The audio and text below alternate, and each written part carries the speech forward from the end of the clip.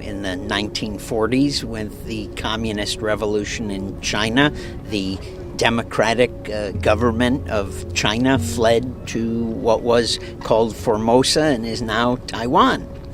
And the government of the mainland China claims sovereignty over Taiwan as well. I don't know very much about it, but I know my grandfather used to live there during his high school years and college years actually too. Taiwan is a role model for many countries to follow. Very enterprising people.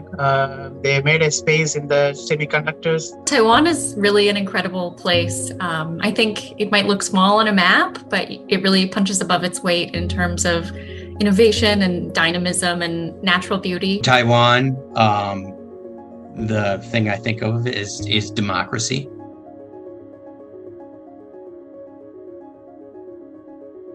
I think at this time, I think about the tension that's between Taiwan and China. Very enterprising and hardworking people of Taiwan. I think hope.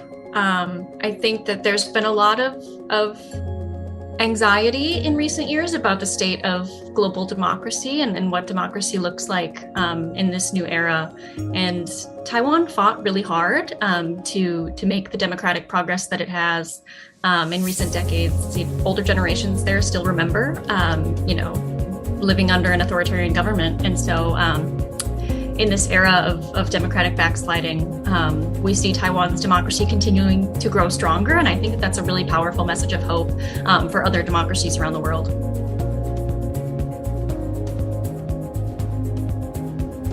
That's a country that is an adversary to most of the democracies. They are a threat to any democracy and human rights. I would say challenge. I think that there's a pretty broad consensus nowadays that there are just some fundamental differences between the values that the U.S.